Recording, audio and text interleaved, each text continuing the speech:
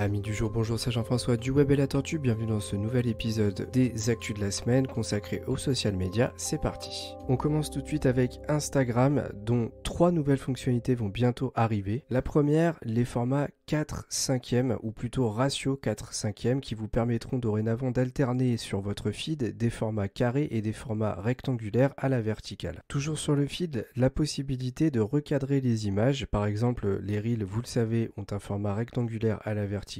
Et bien quand vous allez vouloir les intégrer à votre feed, vous pourrez dorénavant les repositionner directement via l'application. Cela permettra d'harmoniser plus facilement votre feed. Enfin, dernière fonctionnalité en cours de développement, la possibilité de masquer le nombre de followers de votre compte. J'avoue ne pas comprendre trop l'intérêt de pouvoir faire ça, mais pourquoi pas. On passe à Twitter avec pas mal de rebondissements, notamment sur le rachat par Elon Musk de la plateforme. Oui, une nouvelle proposition est arrivée. Celle-ci est à 33,5 milliards de dollars, soit environ 10 milliards de moins que ce qui était prévu. Comme je vous l'avais dit la semaine dernière, il a certainement actionné le levier du manque de possibilité de connaître le nombre de comptes bots sur la plateforme. Offre à la baisse donc, mais qui reste néanmoins monumentale. Twitter qui a également écopé d'une amende de 150 millions de dollars d'amende, tout simplement parce qu'ils ont exploité les données personnelles de leurs utilisateurs entre 2013 et 2019 en exploitant notamment les adresses mail et les numéros de téléphone qui devaient à la base servir à sécuriser mieux le profil, mais qui ont été par la même occasion exploités par Twitter pour faire de la publicité. Concernant les fonctionnalités de la plateforme, on a du nouveau concernant le bouton d'édition avec une maquette qui est sortie montrant l'impossibilité justement de modifier le tweet. Et oui, puisque je vous l'avais dit il y a quelques semaines, il est potentiellement probable que les tweets ne soient modifiables que pour 1 heure. Les bruits courent qu'il serait même peut-être possible de ne modifier le tweet que 30 minutes après sa sortie. Alors j'avoue que je serais très déçu par cela, mais si on n'a pas le choix, on fera avec. Même si clairement on doit modifier une faute d'orthographe plusieurs heures après la sortie parce qu'on ne pouvait pas le faire avant et que je trouverais ça totalement décevant, ce sera déjà une énorme révolution et donc on attend de voir ce que ça va faire par la suite. Twitter qui développe actuellement une fonctionnalité permettant également de récupérer des morceaux de space,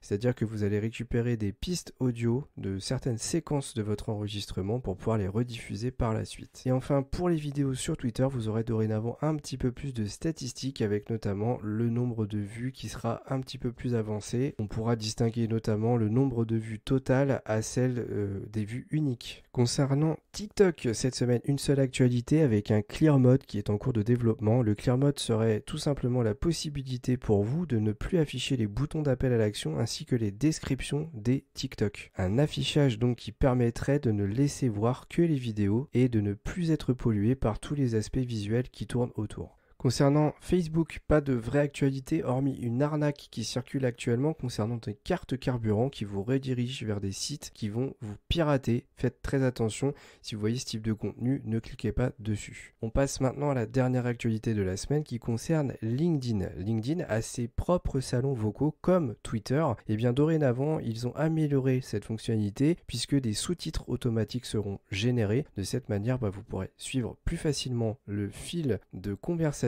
même si vous n'avez pas la possibilité de l'écouter. Ah oui, j'allais oublier petit bonus, même si ce n'est pas un vrai réseau social, le logiciel Canva, vous savez cette application de design en ligne, vient de lancer son logiciel Windows. Alors j'ai hésité à vous en parler parce que c'est vrai qu'on pourrait considérer que ce n'est pas un réseau social. Eh bien pour moi ça en est un puisqu'on peut quand même partager ses outils, ses créations avec les autres. Donc on pourrait considérer cela comme un réseau social. Voilà, cette fois-ci l'actualité de la semaine est bel et bien terminé. J'espère que vous aurez appris des choses, que ça vous aura plu. N'hésitez pas à mettre 5 étoiles sur les plateformes d'écoute où vous pouvez le faire, à nous rejoindre sur les différentes plateformes sociales sur lesquelles nous sommes présents, YouTube, TikTok, Instagram, etc. Et moi je vous dis à la prochaine pour un nouveau podcast du Web et la Tortue.